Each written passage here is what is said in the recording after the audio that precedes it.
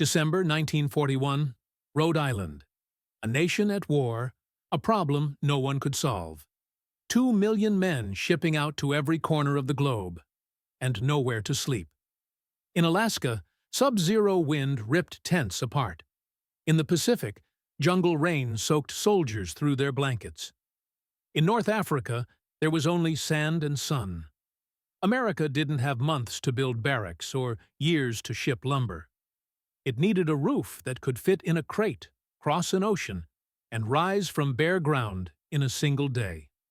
Here's the number that sounded insane. The U.S. Navy needed housing for more than 3 million men, spread across 6 continents, and it needed it fast. A wooden barracks required 60 days to build. A Quonset hut, still just a sketch, was supposed to go up in 8 hours. In early 1941, even before Pearl Harbor, the Navy called in a construction giant, the George A. Fuller Company, to invent a building that didn't exist yet. The men in charge were architect Otto Brandenburger and engineer Peter de Jong, working out of a makeshift lab at Quonset Point, Rhode Island. Their brief fit on one sheet of paper.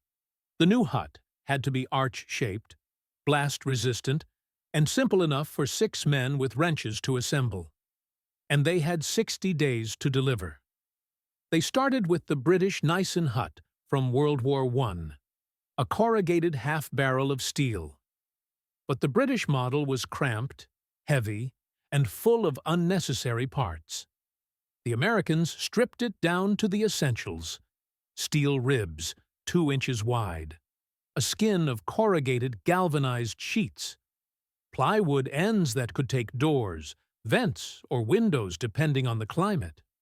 The result was a structure 16 feet wide, 36 feet long, and strong enough to survive 80-mile-an-hour winds.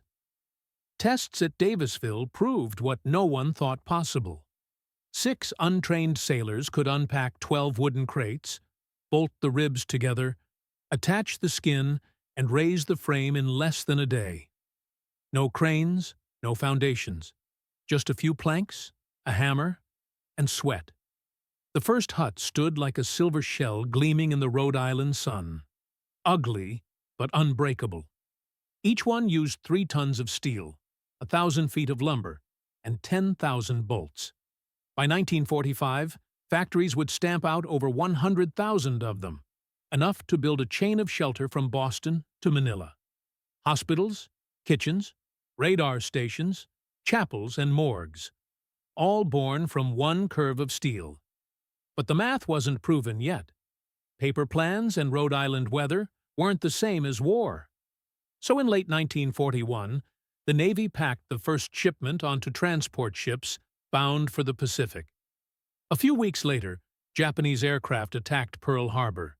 And suddenly, those huts weren't experiments anymore. They were lifelines. One of the first batches went up on a remote island in the South Pacific. The men had no idea what was coming. A 120-mile-an-hour typhoon bearing down on their brand-new camp. The huts had been up for less than a day. If they failed, hundreds of men would die before the war had even begun. What happened next would turn a strange-looking steel shell into the most important building of World War II. January 1942. Somewhere in the South Pacific. Rain hammered the new American outpost until the mud turned to rivers. The men of the Navy Construction Battalion, what history would soon call the Seabees, had barely finished tightening the last bolts on their first Quonset huts when the horizon disappeared behind a wall of black water. The radio called it a tropical disturbance. Within hours, it became a typhoon. Winds hit 120 miles per hour. Palm trees snapped. Canvas tents vanished. The island's few wooden shacks collapsed. But the curved huts, the strange half-circles the men had joked about, held. When the storm cleared, only the Quonsets were still standing. One had lost part of its end wall. Another had dents where flying debris struck the steel shell. But none had blown away. The experiment had just passed the most violent field test imaginable. Within days, the Navy doubled its orders. By March 1942, assembly lines in Rhode Island and Illinois were producing 500 huts a week. Each shipment filled the belly of a cargo ship, 12 crates per hut, 6 men per build, 8 hours per assembly. The numbers became a mantra. Engineers refined the design, switching from 222 T-section ribs to strand steel channels that cut weight by 15% while increasing strength. The huts grew too. New 20-foot and 40-foot versions built hospitals, mess halls, and aircraft hangars.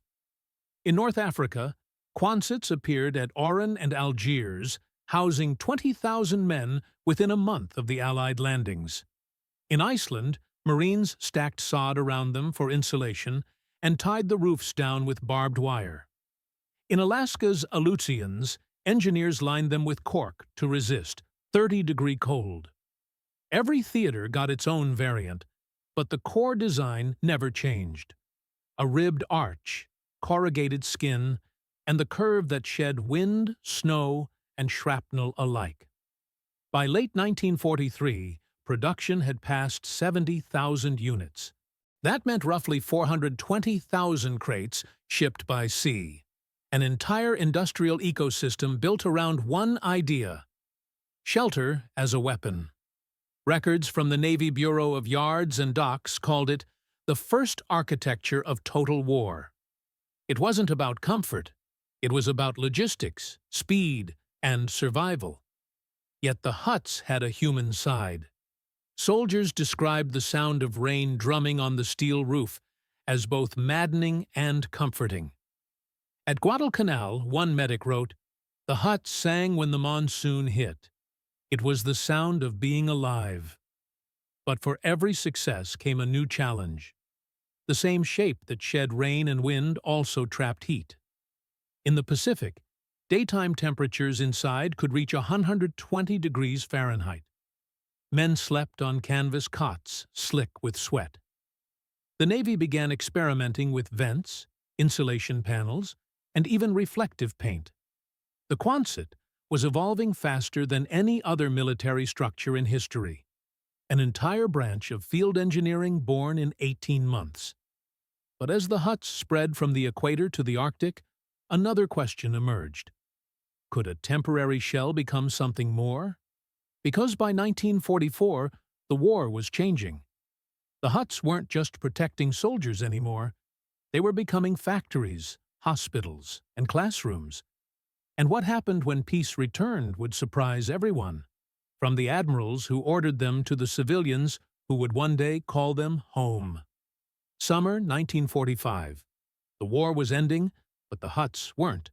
Across Europe and the Pacific, over 100,000 Quonsets stood in neat arcs, each one a product of industrial precision and desperation. When peace came, they suddenly belonged to no one. The Navy had warehouses full of steel shells and plywood ends. Scrapping them would have wasted nearly 500,000 tons of metal. So Washington made a new decision: sell them to the public. For $1,048, a family could buy a standard Quonset 20. The larger Elephant 40, the kind used as field hospitals and depots, went for $3,136 plus shipping. Thousands of returning servicemen pooled their GI benefits and did something the designers never imagined. They turned war huts into homes. By 1946, the Federal Public Housing Authority listed 170,000 surplus huts for civilian use. Cities from Boston to Los Angeles rushed to claim them. At the University of Minnesota, 350 huts became instant student housing for veterans. In Los Angeles, they formed entire neighborhoods. Arcing rows of metal shells turned into communities called Quonset villages. Inside, families added sheetrock, wood floors, even curtains.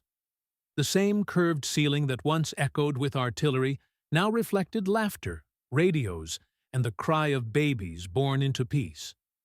But the transition wasn't simple.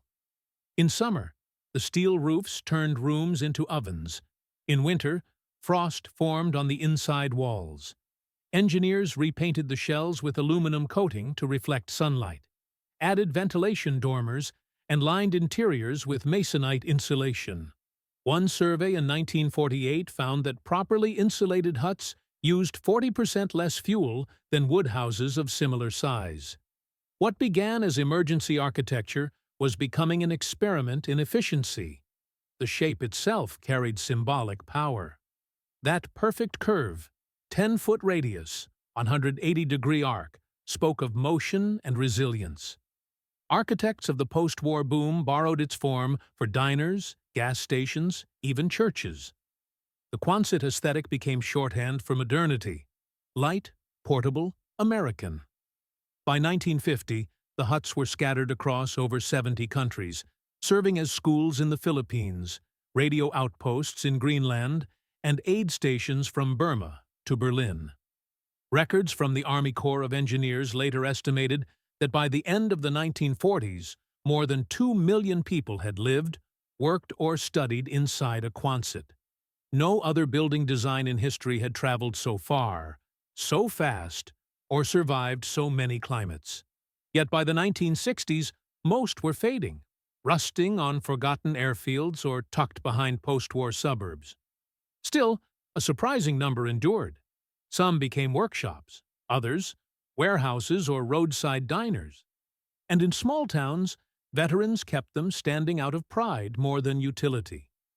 The same structure that had sheltered soldiers under fire now stored tractors, groceries, or memories. But the story doesn't end with nostalgia. The Quonset's DNA, prefabrication, modularity, rapid deployment, became the foundation of modern emergency architecture. From disaster relief shelters to Antarctic research domes, every curved structure owes something to that wartime invention from Rhode Island. By the time America moved on to glass towers and interstate highways, the Quonset hut had already done the quiet work of changing how the world built itself. Proof that a humble arch of steel could outlast empires. Every great weapon of war hides a simple equation. For the Quonset hut, that equation was geometry. A straight wall resists pressure from one side. A curve spreads it. That's why an arch built of thin steel could stand where wooden barracks splintered. The semicircular frame of a Quonset wasn't decoration. It was physics rendered in corrugation. Each hut began with ribs made of light-gauge steel channels, 2 by 3, 5, 8 inches, welded back to back into a hollow spine. Those ribs, spaced 4 feet apart, created an arch that could flex under wind rather than break. Corrugated sheets bolted across them turned each panel into a load-bearing shell. The curve redirected stress evenly down to the wooden base, letting the hut shrug off gusts that shattered square walls. Tests at Davisville showed they could withstand winds over 120 miles per hour and snow loads of up to 40 pounds per square foot, numbers unheard of for a structure that weighed less than 3 tons. Inside the arch, a small air cavity between the steel and masonite panels worked like insulation. In freezing climates, the air layer could keep interior temperatures 20 degrees warmer than outside. In the tropics, ventilation vents reduced internal heat by a similar margin. It wasn't perfect, but it was adaptable, proof that the same curve could survive both monsoon and blizzard. The design also solved another wartime nightmare: shipping. Traditional buildings had to be pre-assembled or cut to fit on site. The Quonset arrived flat-packed, 12 crates, each containing ribs, panels, bolts, and end walls. The crates stacked precisely inside Liberty ships, 12 huts per hold. Unload, unpack, assemble. No piece longer than 10 feet. No tool more complex than a wrench. It was, in effect, the world's first mass-produced architecture kit. Engineers called it monocoque construction, meaning the skin carried the load. The same principle would later define aircraft fuselages and space capsules. What began as a hut became a teaching tool for a generation of engineers. Even the Seabees who built them by the thousands understood the secret intuitively. The curve wasn't fragile. It was forgiving. A dent didn't weaken it. It redistributed stress. During one field test in Alaska, engineers buried a Quonset halfway in snow and parked a 5-ton truck on its roof. The hut didn't collapse. It flexed, then settled back. Another test at Eniwetok subjected one to near-blast conditions during ordnance trials. The windows blew out, but the shell stayed intact. In an age of concrete bunkers and timber walls, that was revelation. That geometry outlived the war. Modern aircraft hangars, radar domes, even sports arenas trace their lineage back to that Rhode Island curve. The idea that strength could come from shape, not mass, marked a turning point in American engineering. But even perfection brings limits. The same design that made the Quonset unstoppable in war struggled with peacetime aesthetics.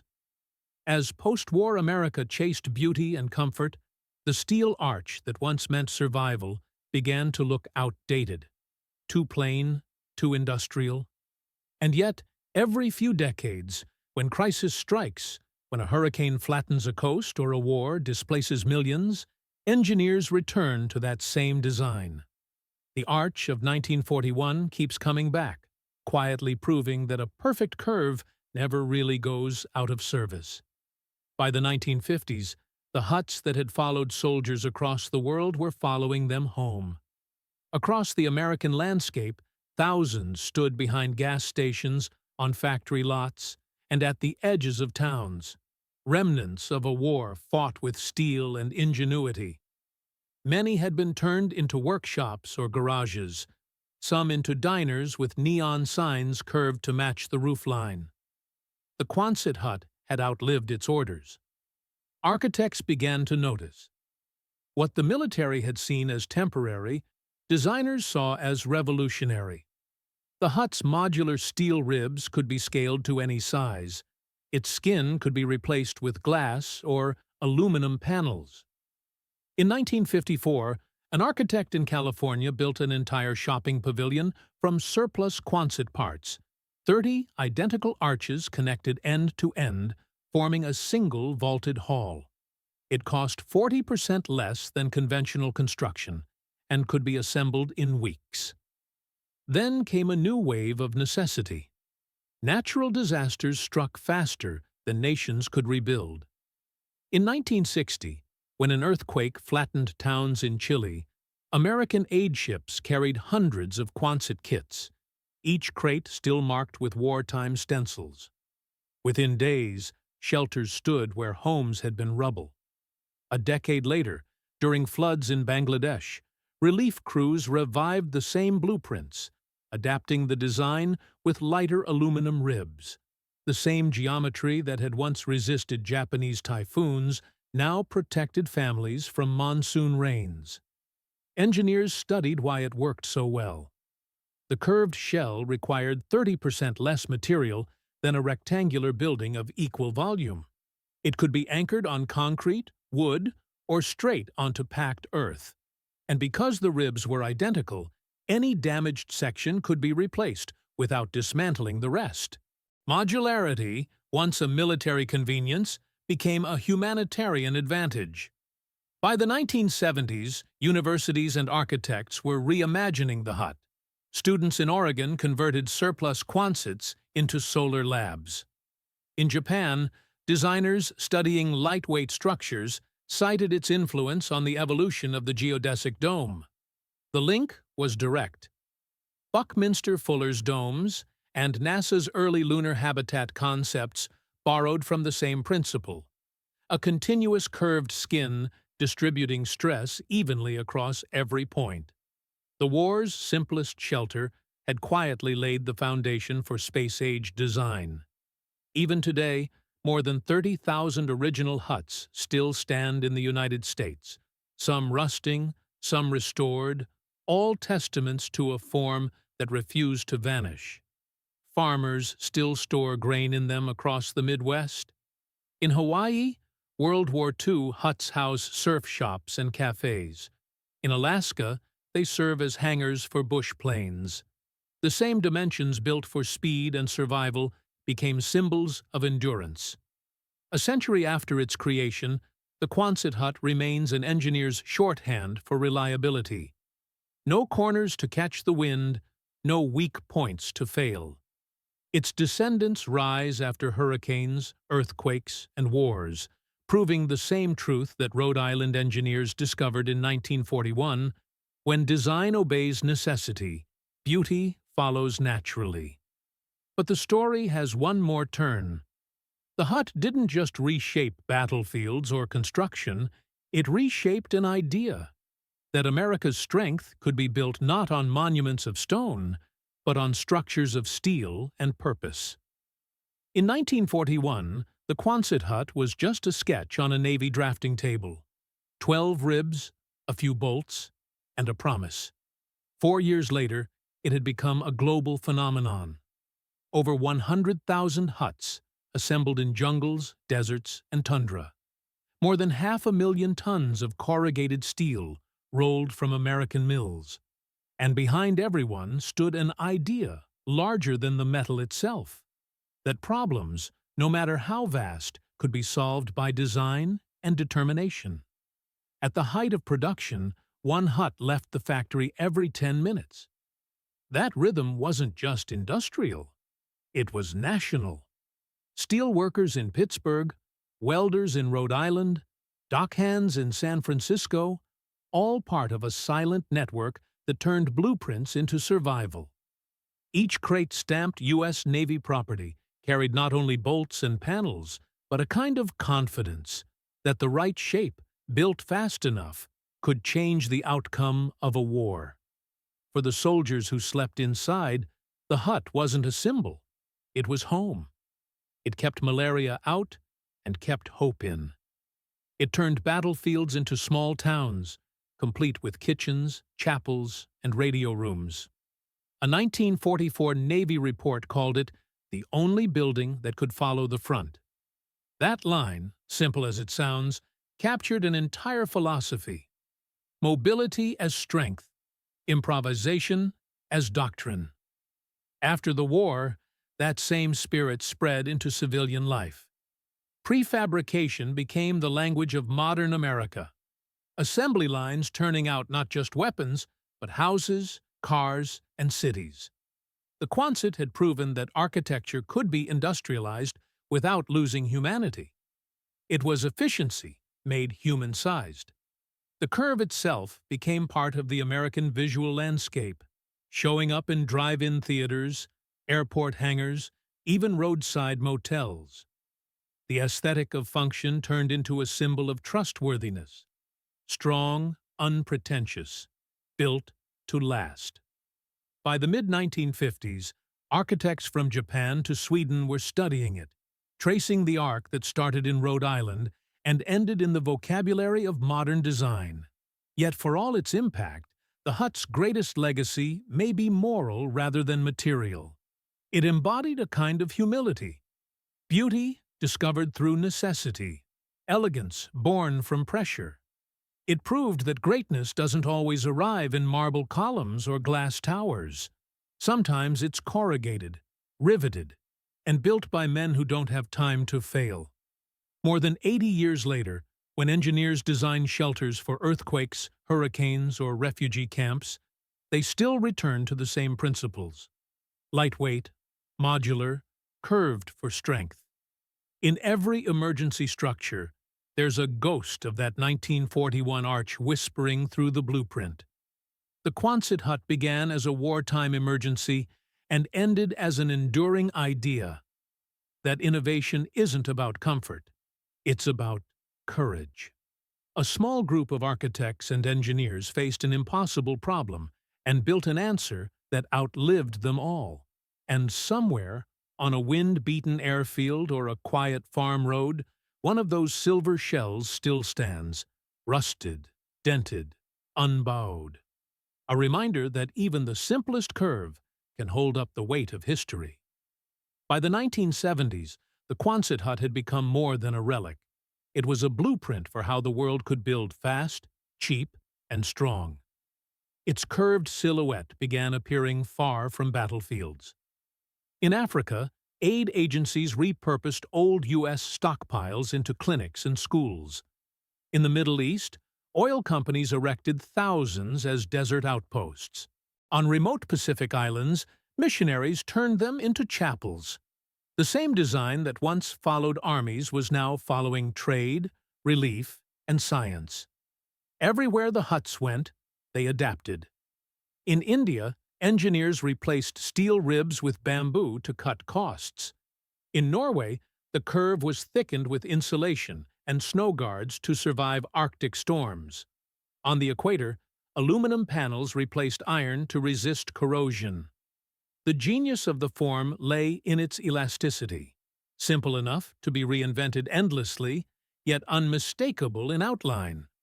Architects began tracing its lineage forward. Buckminster Fuller's geodesic dome shared the same logic. Strength through geometry, efficiency through repetition. NASA's lunar base concepts of the 1960s borrowed the same monocoque idea, a skin carrying its own weight. Even the inflatable habitats tested for Mars descend, in part, from that corrugated half-cylinder built at Quonset Point. By the end of the 20th century, the name had faded, but the principle endured.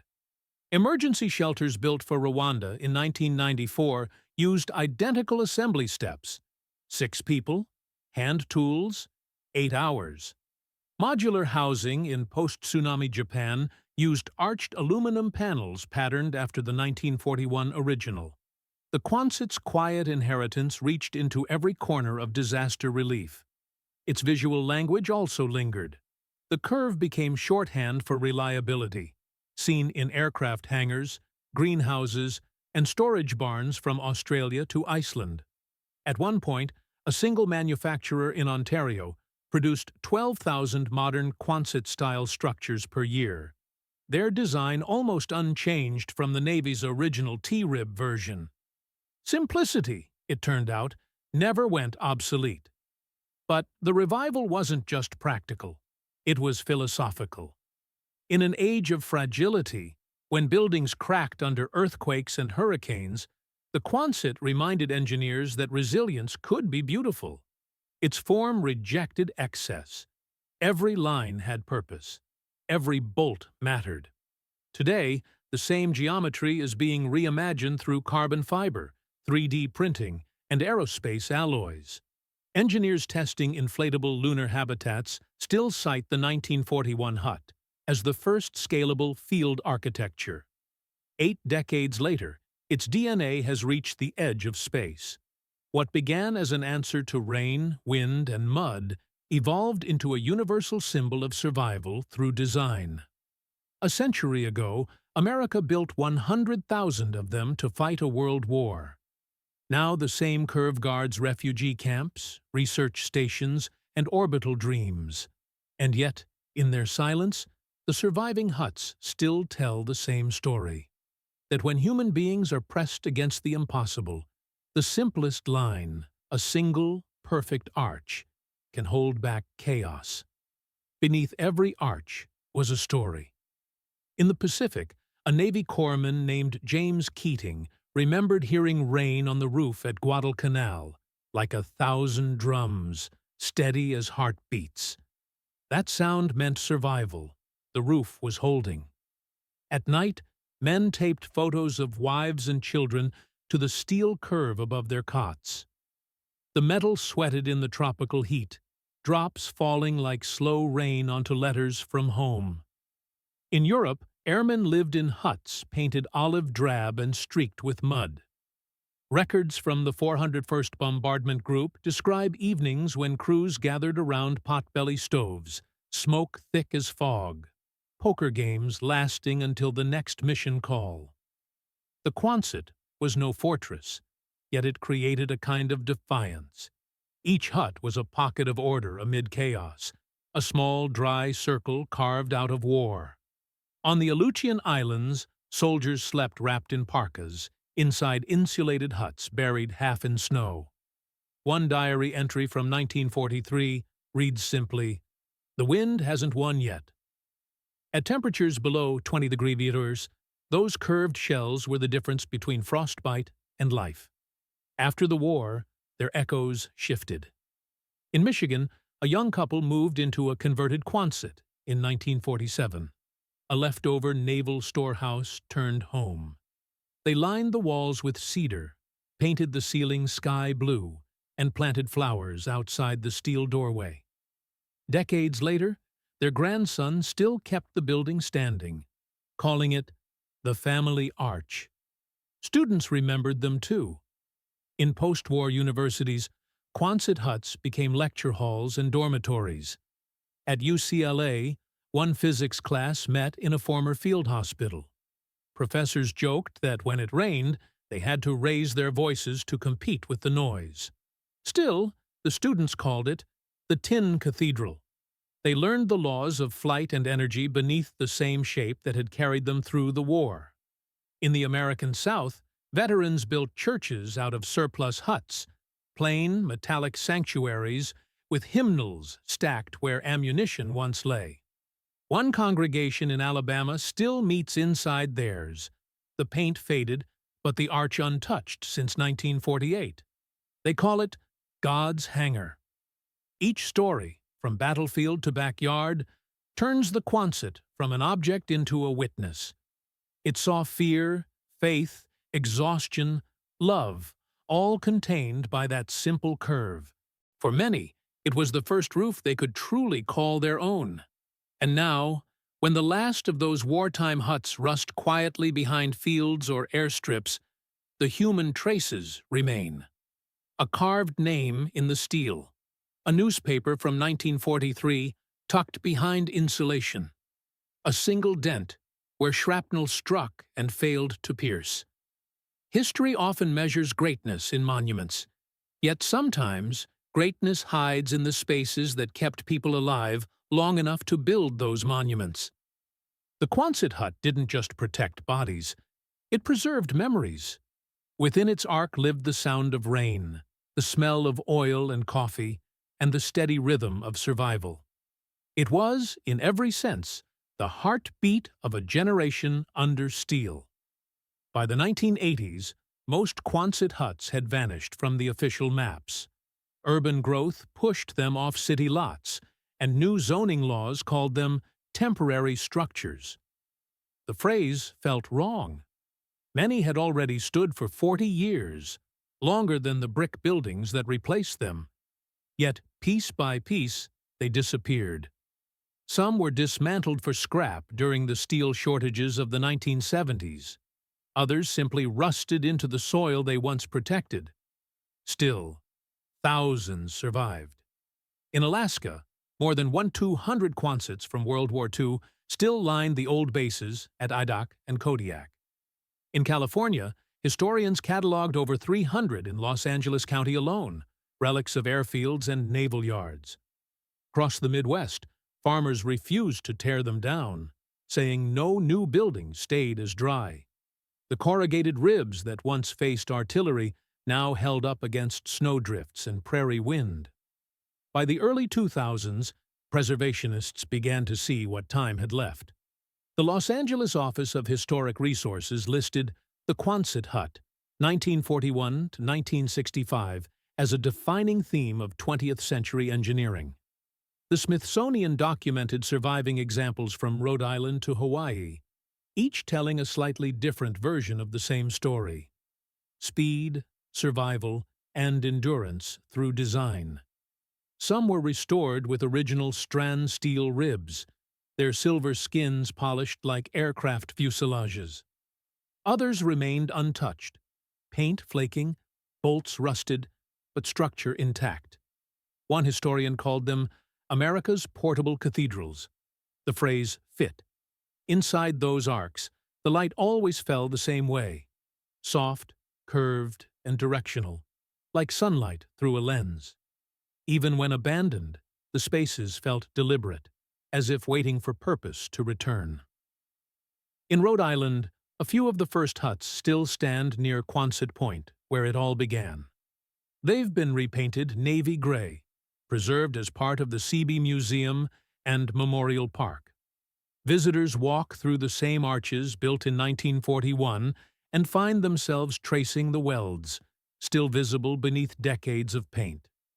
Each mark is a record of a hand, a moment, a task finished before the next storm.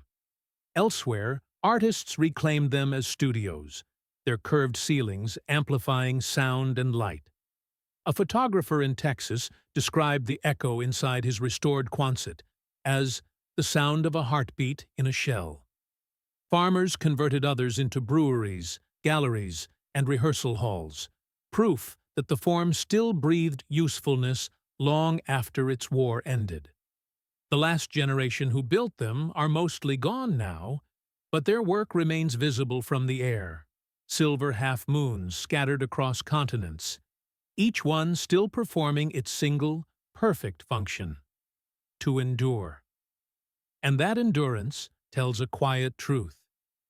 The Quonset Hut began as a response to crisis, endured as a tool of survival, and finished as a shape too honest to die. Its geometry outlasted the century that created it. Its purpose shifted, but its strength never did. Somewhere tonight, in the glow of a single bulb, one still hums faintly in the wind, a soft metallic chord that ties the present to 1941. A century has passed since the first Quonset Hut rose from the muddy ground of Rhode Island. The engineers who drew its lines could not have imagined that their design would still stand in jungles, deserts, and cities long after the war that birthed it was gone. What began as an emergency measure became a lesson, one that reached far beyond the battlefield. Its secret was never just steel or geometry. It was intent. Every rivet, every curve, every crate packed into a Liberty ship represented a belief that obstacles could be solved with intelligence rather than power. The hut was built in the image of its makers, practical, modest, determined. It didn't shout. It worked. During the war, its shape marked the edge of survival. Afterward, it became a vessel for imagination. The same arch that sheltered soldiers now holds artists, farmers, and families. Decades have changed everything around it: materials, machines, even the map of the world. But the line of that curve remains untouched, unashamed of its simplicity. In 1943, a Navy engineer described it as a building with no front or back, only forward motion. He meant the way it could be assembled in any direction, but the phrase feels prophetic now. The Quonset's true legacy was momentum, the idea that design could move as fast as history demanded. Across the world, new crises echo the same challenges: floods, fires, mass displacement. Each time, architects return to the same principles first proven at Quonset Point: lightweight, modular, resilient. The technology changes, the geometry does not. The curve still answers the question: how do we endure? What endures is not nostalgia, but proof. Proof that utility can be beautiful, that necessity can create grace, and that ingenuity forged in urgency can outlast the urgency itself.